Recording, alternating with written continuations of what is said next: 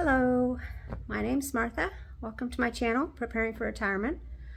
Today I want to talk about insurance, and specifically I want to talk about what kind of insurance you need when you're traveling as slow travelers in retirement, like my husband and I are planning. So first of all, I just want to start out by saying I am not an insurance expert.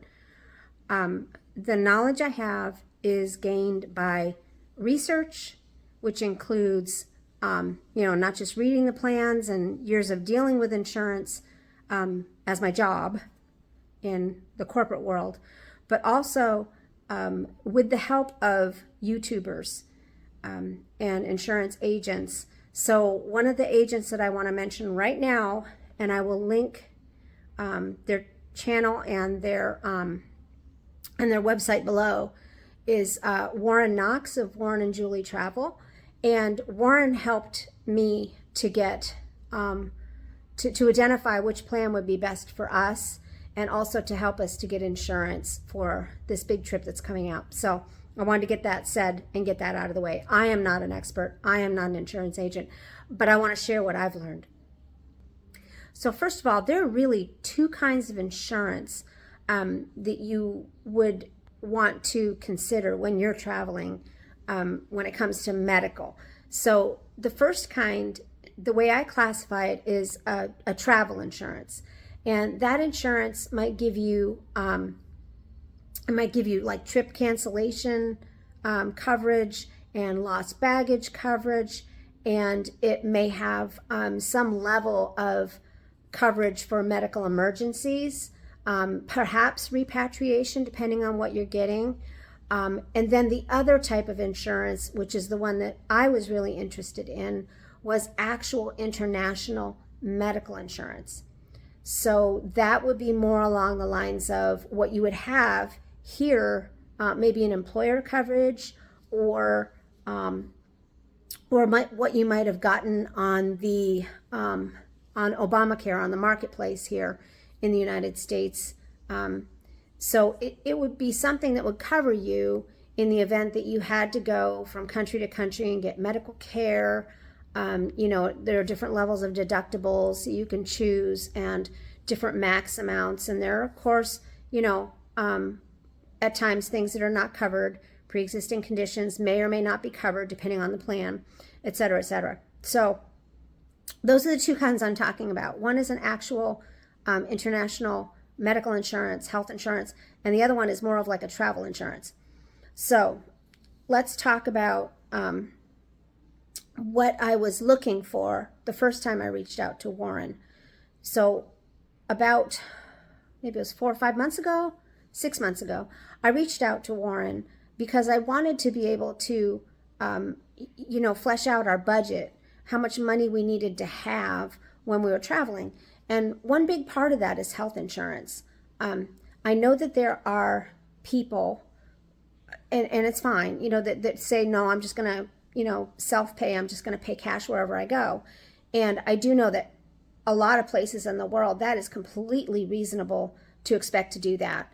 When you look at various operations that here in the States would be hundreds of thousands of dollars, and the full cash payer price in those other countries is $10,000. It's still a lot of money, but it doesn't even compare.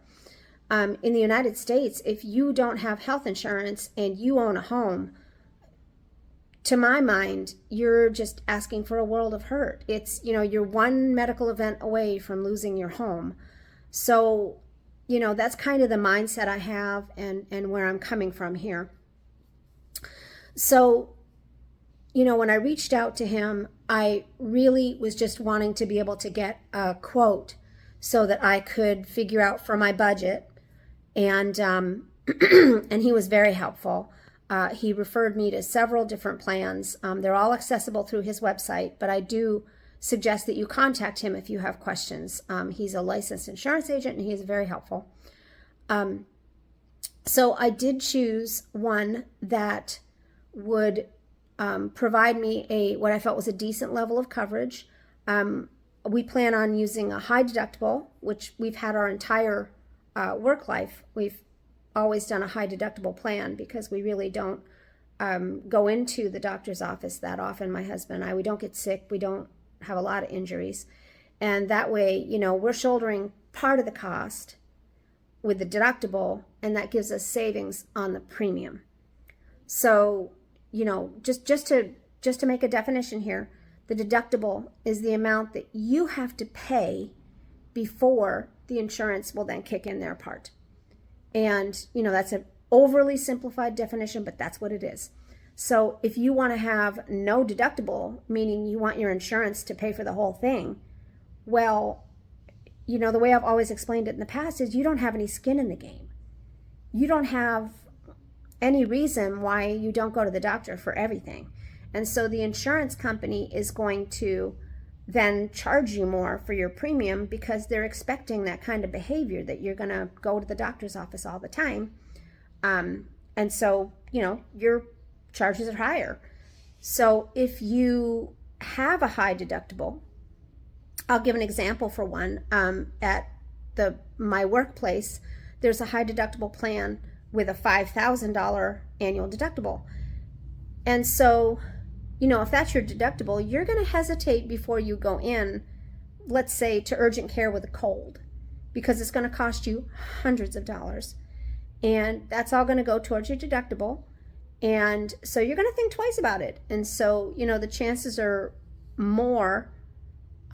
greater that you're going to go to the doctor when you need to go to the doctor. And then, you know, you work through your deductible and insurance will take over. But because you have more skin in the game, right? You have more to lose, your premium is lower. So that's kind of how that works, okay? So anyway, I found a plan that, you know, I chose a higher deductible, and, you know, I'm going to be 59 this year. My husband's going to be 63, and we both still were able to get coverage for less than $500.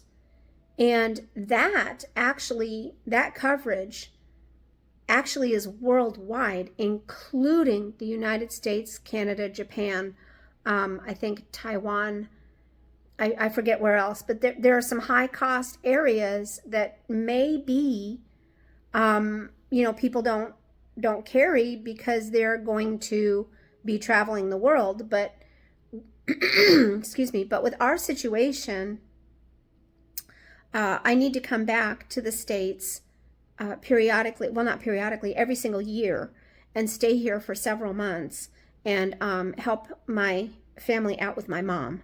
And so, you know, for us, if we didn't have medical insurance and we were traveling the world, and then I came back here and I had a car accident, or I got very sick and ended up in the hospital, again, we could lose everything. We could lose everything. So to me, it made sense to pay, you know, a couple $100 more a month, keep that high deductible, and have it include the United States and Canada. So, you know, that's something to think about.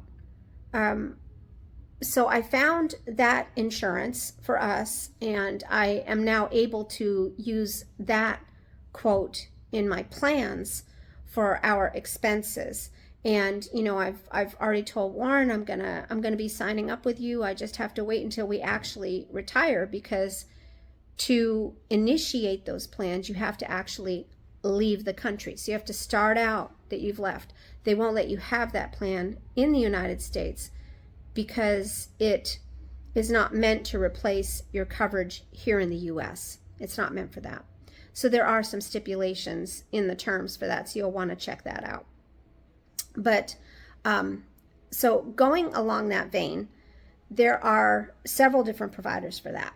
So one of the reasons why I chose the company that I did and the policy that I did for when we retire is that it will actually cover you when you are cruising. We plan on incorporating a cruise here or there, or maybe using cruises to get from one place to another, such as a repositioning cruise back to the States or from the States to Australia. And, we think that we have that coverage when you buy your cruise. You think you have that coverage for the medical care on the cruise that may happen. But the reality is that it may not cover your medical costs. And I have come up against that with one company. I actually chatted with them, excuse me, I didn't call them. I chatted with them online to ask them, do you cover cruises? And they said, well, as long as the cruise isn't leaving from or coming to the United States. And I was like, well, that's not helpful, so I just said, I don't understand what that means. And they said any cruise that lands in any port of the United States or leaves from any port of the United States, and that's all the territories, not just the contiguous United States, they will not cover. So now I'm concerned. And then, I think it was about 2 weeks ago in the news, I happened upon a story of a man who had bought what he thought was international health insurance for his trip on a cruise. And he was coming off of a major medical event. And while on the ship, he had another major medical event. And the cruise insurance didn't cover him. And now he owes hundreds of thousands of dollars to the cruise company for the medical services provided. And, he thought he was covered. So it just really made me aware that I have to really get deep into these things. You've worked so hard to put away money, and you've sacrificed and planned, and you've been so careful and so deliberate that to have something like that happen is really just a tragedy. So anyway, so I did find a policy that would cover us when I came home to help my mom. It will cover us when we cruise. It gives us a high enough deductible that it can keep the costs reasonable for us. And it gives us enough maximum value that I feel we're going to be in a good situation. Now, the other thing you have to think about is that a lot of these health coverages, a lot of these, international health policies will not cover you if you are a certain age. So once you get to 74, 75, some of them are 80, they won't cover you. And at that point, you have to figure something out. Whether it's that you come back to the States and now you have Medicaid, or if you get residency in another country and then pay into their national health plan, maybe that's an option for you. We'll start to look at that as we're getting a little bit further along. I believe that there are some companies, I don't remember if it's Safety Wing or if it's, I don't remember. It might be Safety Wing, that one of their products will continue to cover you and doesn't have a max age, but please do not quote me on that. You could ask Warren that, actually. And at some point in time, I probably will, just because I like to plan. But those are all things to consider with your international health insurance. And the other thing I would add is that most of the time with those policies, many times, you have to pay first, and then you apply for reimbursement. That's just the way that it works. You're not going to go to a hospital in Malaysia and then tell them to bill your insurance. They're not going to do it. You have to pay them, and then you get your money back. One other thing to look for in these policies is you want to make sure that you can go to any doctor at any time. If you are traveling, you don't want to be in Italy and you have a medical event and your doctor is back in Thailand. You just don't want to do that. You want to find a coverage that is any doctor, anytime. You don't have to have, pre-qualification, none of that. So, just be looking for all of these things when you get your insurance. And then, always keep your insurance cards with you. And keep a copy of your insurance card uploaded into like your Google Drive, or just somewhere in the cloud so that you can access it quickly if you need to. I realize that you can, log into an app and you can pull up a copy of your card, but sometimes you're not going to be in a place where you can do that. So I have copies on my phone. I have copies in my email. I have copies up in Google Drive, and we'll have physical copies. We're going to, like I said, I like to plan. So, I plan. But so those are all important things to think about when it comes to full-time insurance. And, like I said, I'm not going to be without insurance. I worked way too hard to take a chance that something's going to happen and it's going to, cost us everything that we worked for. So I'll pay for that. I'll pay for that peace of mind, knowing that, it may cost me X amount, but now I can sleep at night. I don't have to worry about it because I'm not earning any more money. I'm just using what I have accumulated through sacrifice and hard work. So the last tip I'll leave you with the international health insurance is, if you can afford it, try to pay annually. You can oftentimes save a lot of money doing that. And so my plan is to pay annually, and then, I'll incorporate it into my budget as, a monthly amount, so that as I'm looking at the cost of traveling, it will accurately reflect what that is costing me by the month. So that's international health insurance. So now let's talk about the other kind of insurance, which is travel insurance. So we are taking a test trip in just several weeks now, and we're going to be gone for almost 2 months.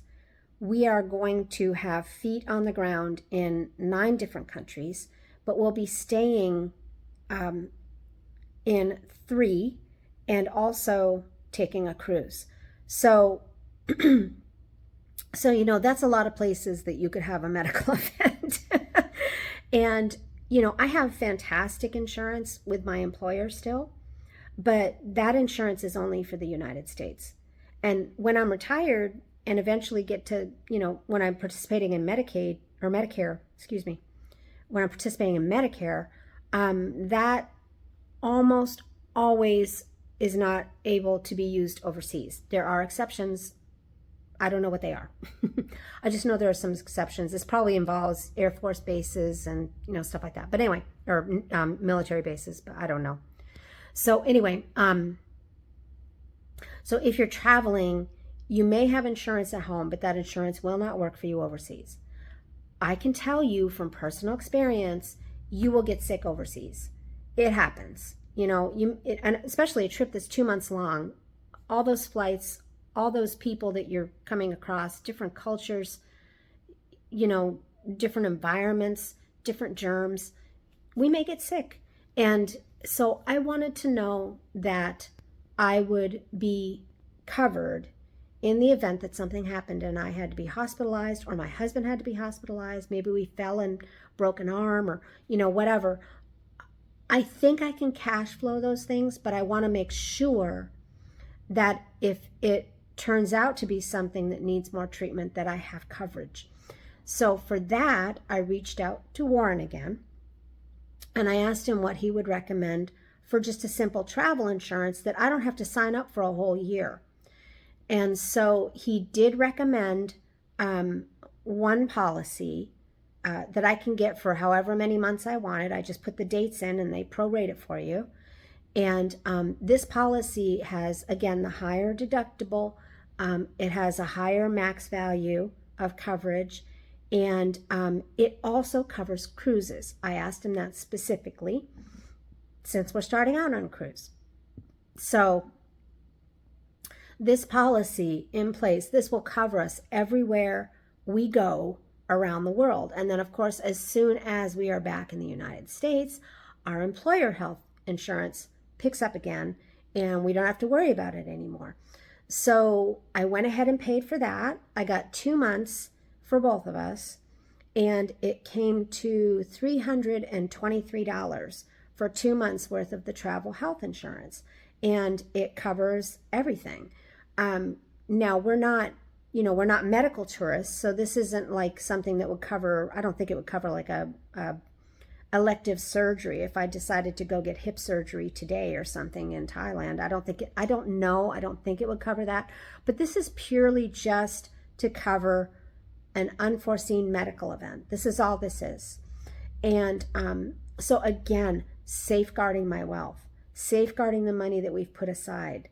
It would be a terrible thing to happen if we saved so hard and then the first trip something happened that took it all away. That would be really awful. So basically, for the price of $323, I will have peace of mind for these 2 months.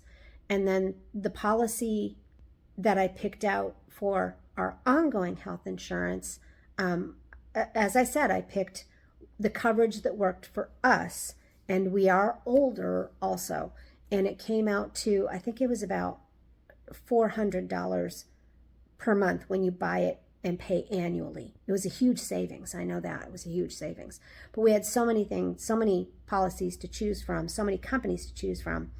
And this was the one that was right for us.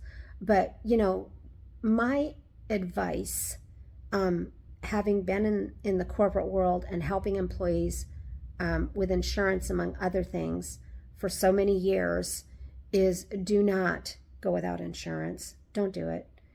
It will cost you a little bit, yes, but if you can afford to do it and you have any sort of wealth that you plan on using for your retirement, you don't want to lose it. You don't want to put that in jeopardy. You want to take care of that money. You want to safeguard it.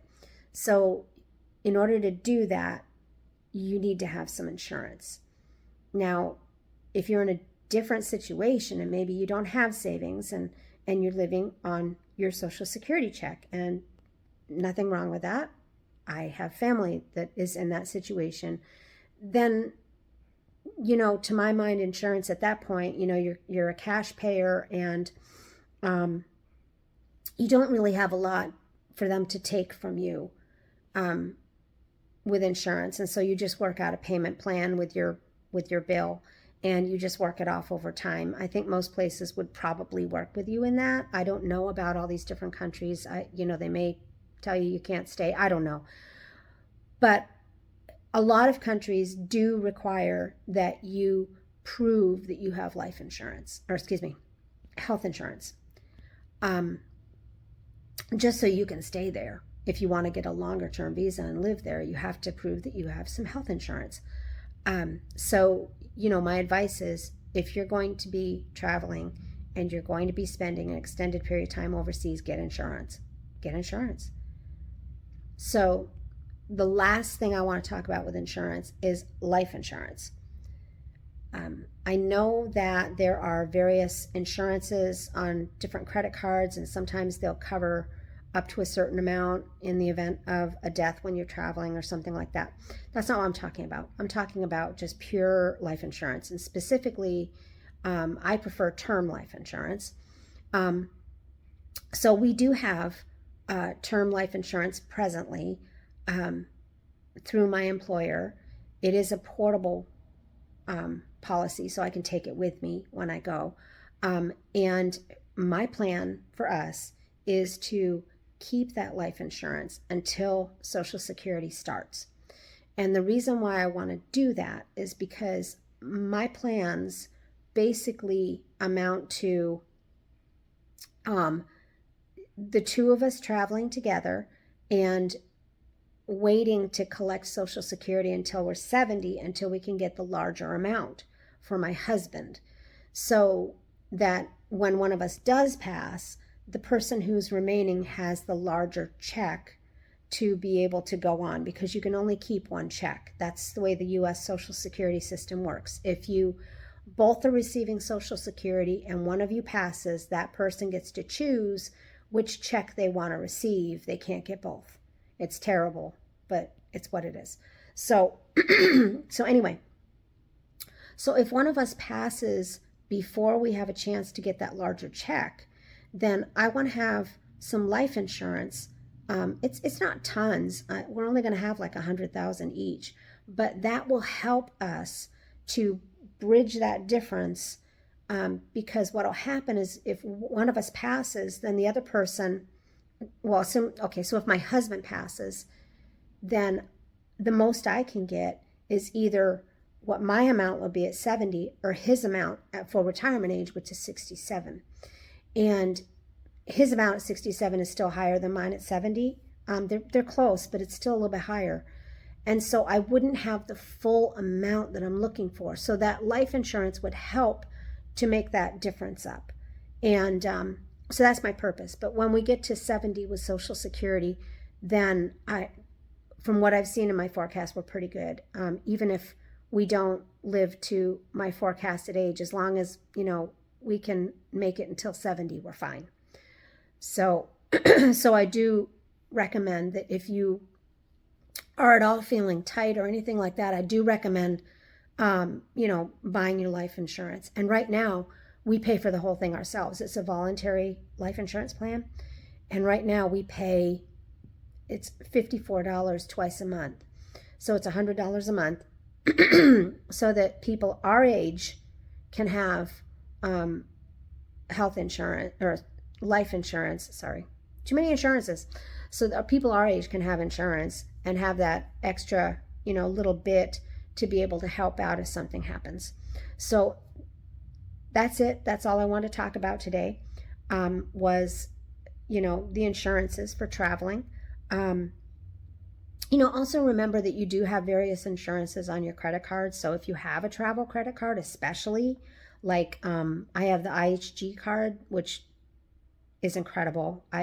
When I go over how much I saved on this trip because of this credit card in a future video, it's amazing. It's absolutely amazing. We saved incredible amounts of money between free flights, free hotels, just incredible.